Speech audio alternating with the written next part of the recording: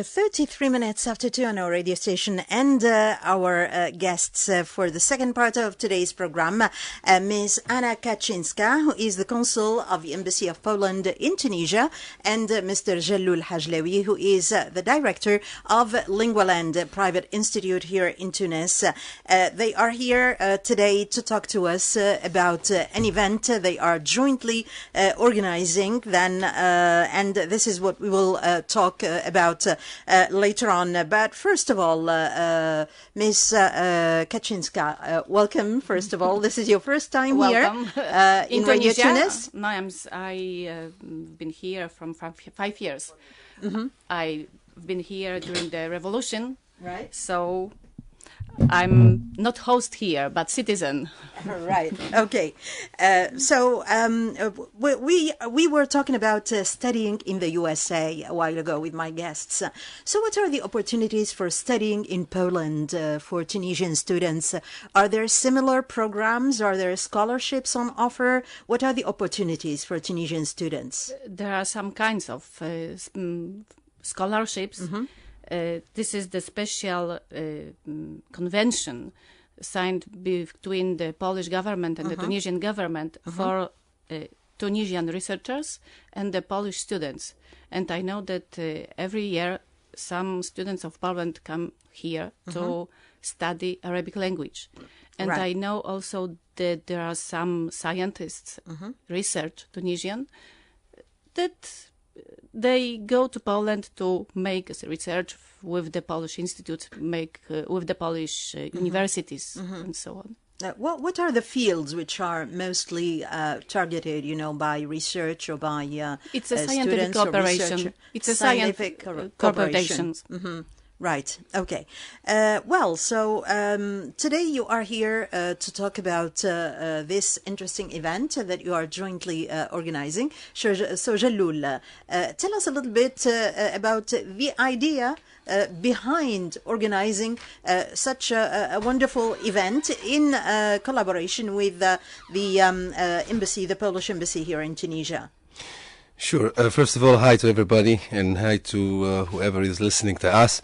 And the matter of fact, this kind of idea, it came through, first of all, it was inspired by a personal knowledge of Poland itself. Right. As you know, I have my wife, she's Polish. Right. And my kids are half Tunisian, half Polish. Yes, absolutely. So Right. I was inspired a little bit by the idea, because I know from a personal knowledge Poland, how is it?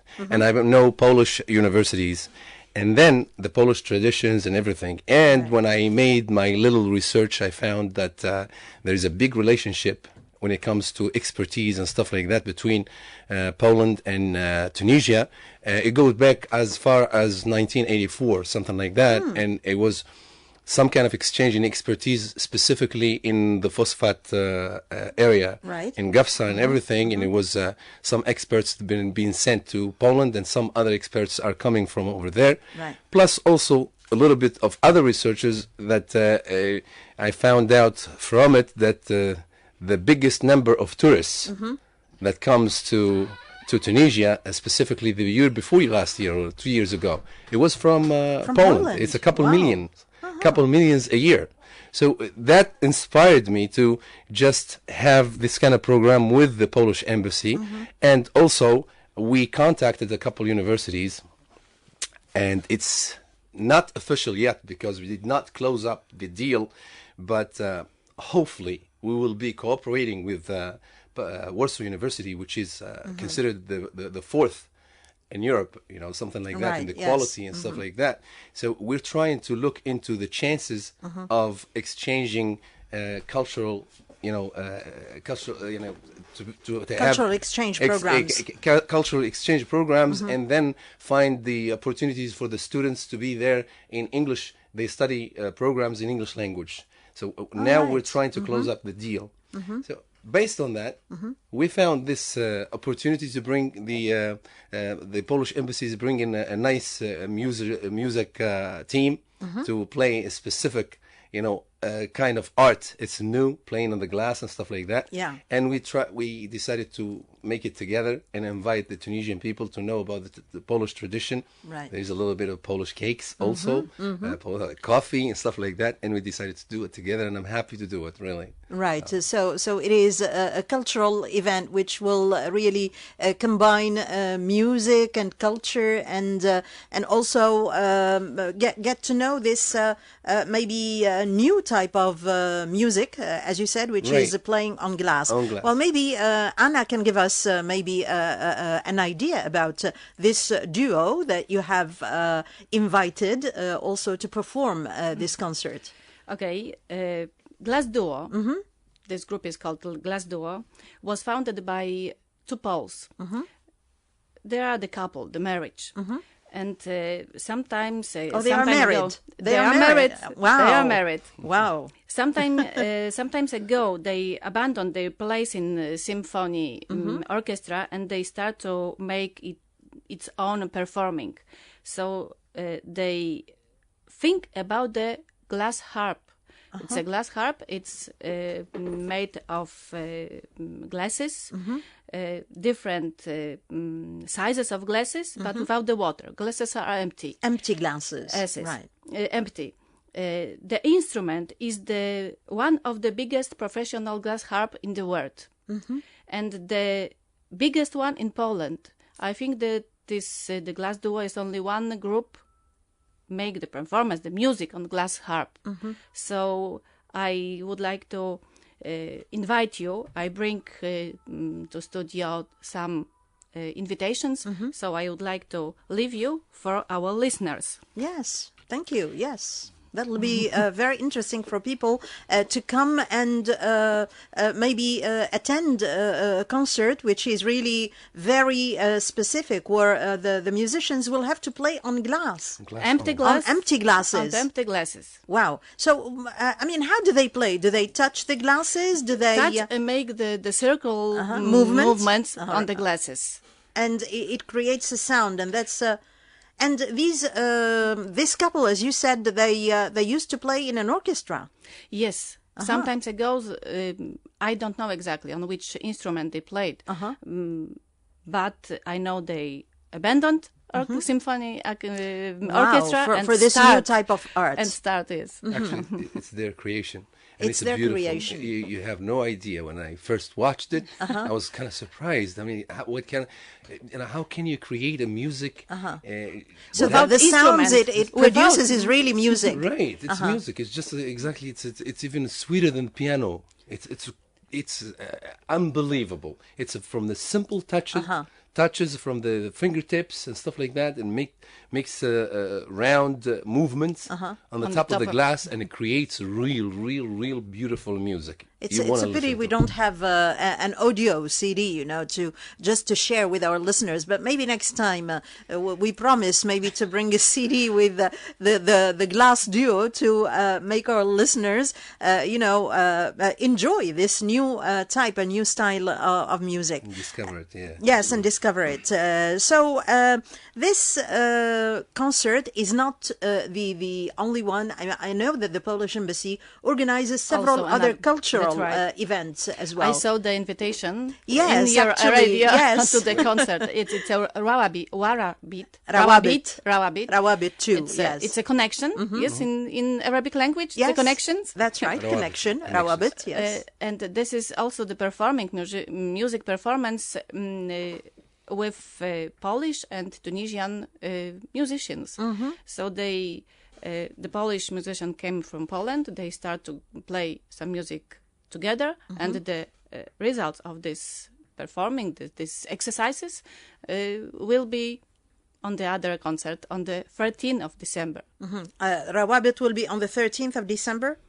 Will be this Saturday, I guess. Rawabit. Yes, this Saturday. This Saturday, the 13th of December. That's right. And what about the glass duo, Jelloul?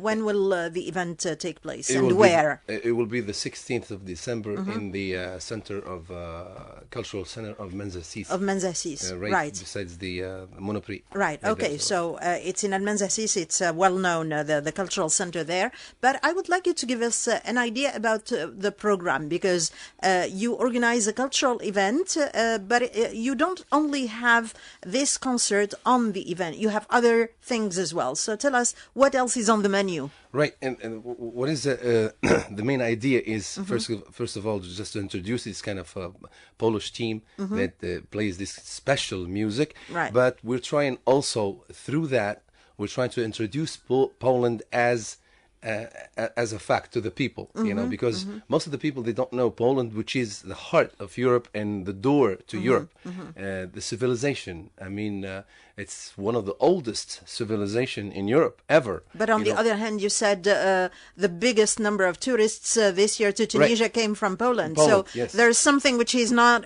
working right. I think our tourism office in Poland has been very active to make them come here to Tunisia. I went myself. I went myself, and when I was... so you've got to do the same, Anna. Yes, that's right. Yeah. And offer more cultural events. I know that actually last year or the year before, there is a big cultural event, which is the Chopin event. Yes, that's right. Yes, and there are so many other cultural events organized by the Polish embassy. The Polish group called Julia and Paula.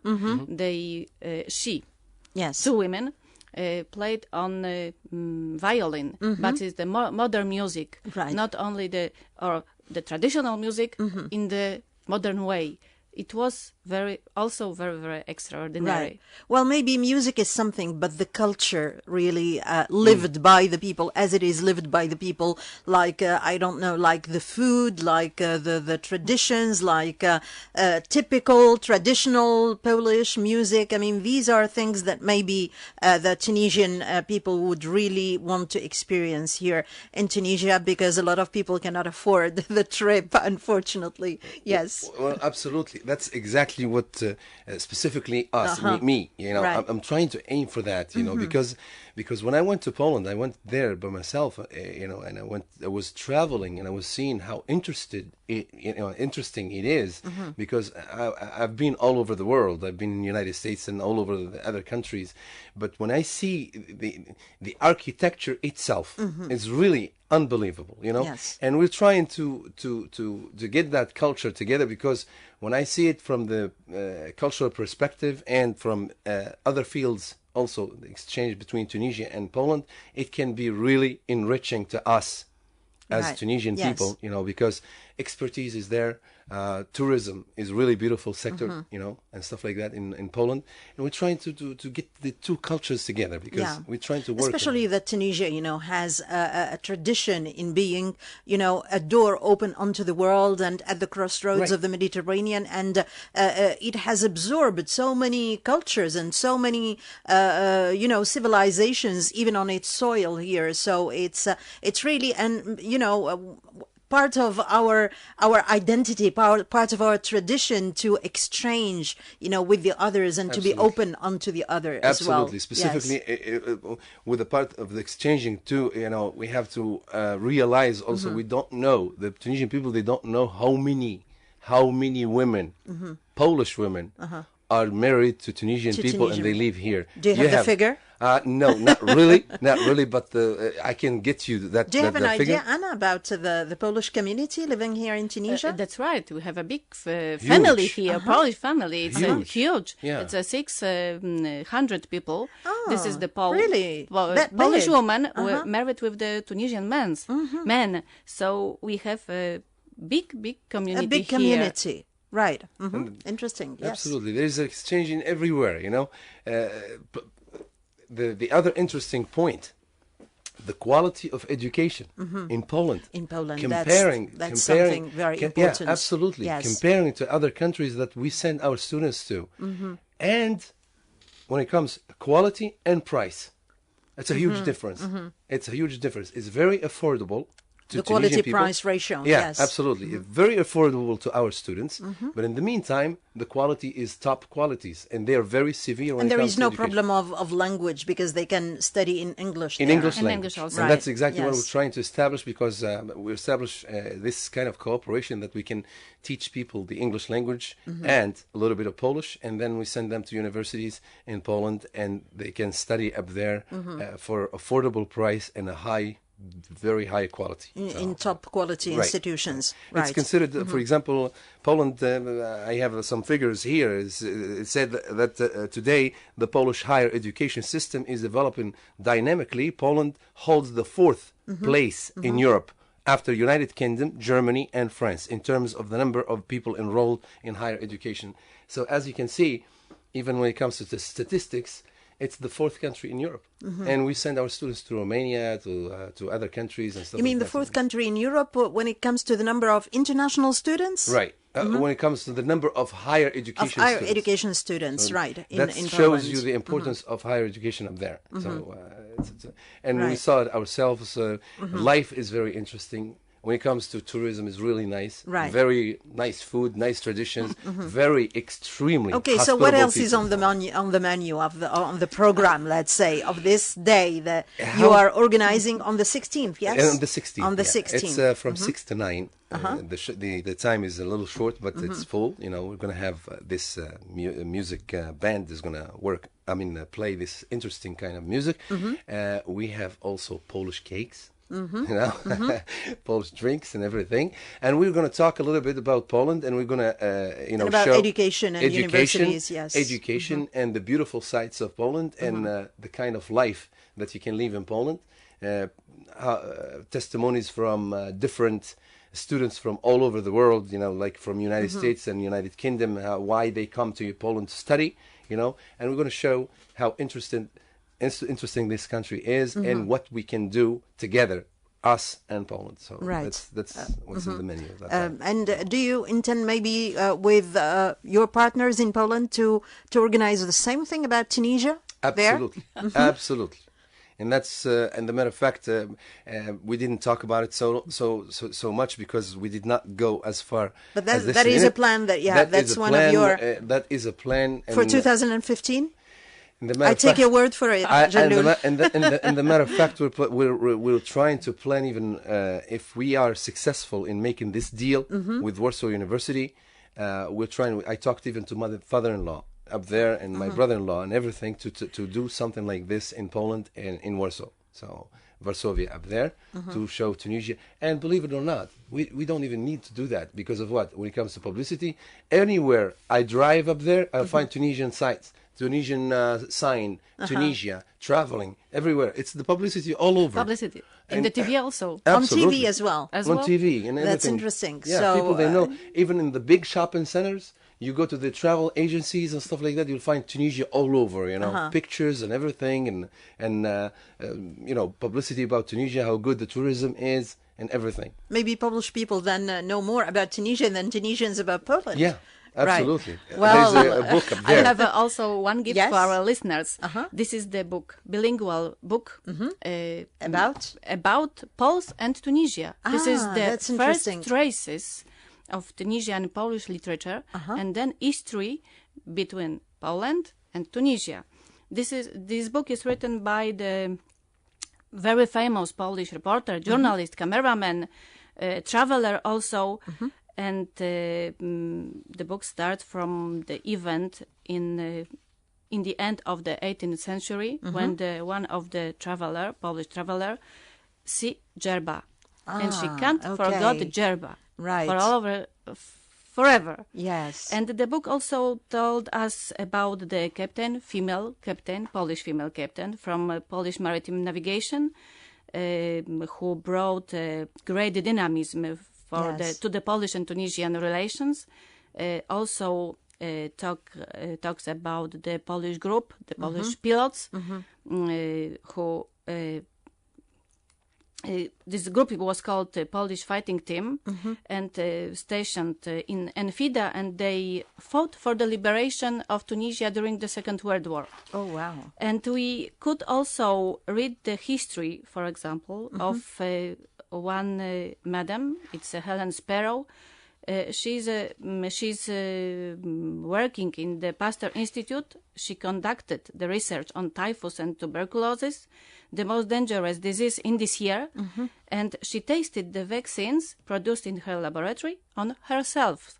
So I could also leave you this book. Oh, thank you. If that's one interesting of our listeners is interested. We have things in common then to share. And as you said, the experience started from the island of Jerba. So no wonder. I mean, the island of Jerba has always been, this really jewel, of our country since antiquity and since very old times. And Homer celebrated Jerba. And also more, the most recent one, maybe so many poets, so many writers, Somerset Maugham, the Lotus Eater, in the Lotus Eater, Homer in Ulysses, etc. So no wonder it certainly is, a point which attracts really so many people because of its beauty, because of its charm, and because of its warmth, especially. So warmth when it comes to human warmth and weather warmth. That's right. Tunisians are warm, so. And very welcoming people. Absolutely, yes, very hospitable. Yes. Right. Well, so how would you like to end up, Jelloul? Well, I really would like remind to us of the event. The day, the place. The event is the 16th of December from 6 to 9. And it's open? People can come without invitation? It's special invitations and stuff like that. Special invitations are all right. Okay. But I invite people to, specifically the young people, to just have a little research on education about, in Poland. And who is your target audience for this event? Do you target young people? Do you target all ages? All educated people, specifically young people. But I need to.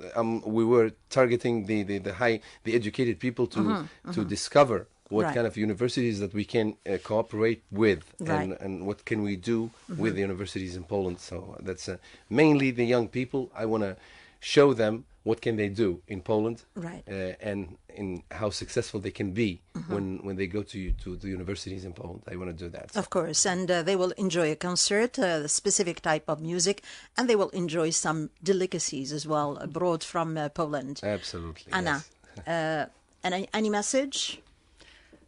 I would like only invite Tunisian to Poland and study there and discover our towns, regions, lakes, rivers, sea, mountains. What do you want? Absolutely. So welcome. Well, okay. Well, thank you so much. It's a pleasure having you today with us, and we wish you all the success. And we hope that there will be, more people at this event, and there will be another concert this Saturday, in fact. And we will talk about this concert with another guest on Saturday as well. Rawabit 2 is another concert, Tunisian Polish concert to be given on Saturday, the 13th of December. Thank you so much. Enjoy the rest of our programs on the international service of Radio Tunis. Coming up next, a news update in French and the German language program. I thank you and I thank my guests during the first half hour. Then Kate Hall, Mariam Labidi and Karen Bauer from the American Embassy. And I also thank Jelloul Hajlaoui from Lingua, and Anna Kaczyńska from the Consul of the Polish Embassy here in Tunisia. And I thank Faisal Hilali for his technical assistance. Stay with us. Bye.